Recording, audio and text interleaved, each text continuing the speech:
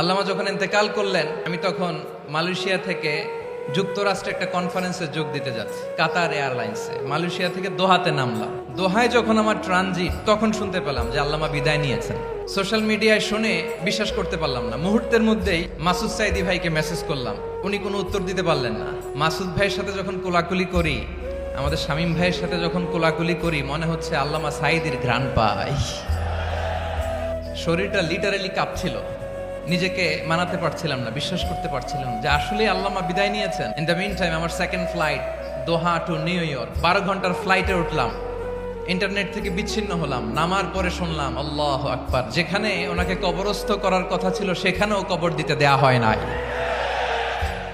হাসিমাখা মুখ, হাসিমাখা নিথর দেহটা, মরণে হাসিবে তুমি কাঁদিবে ভুবন।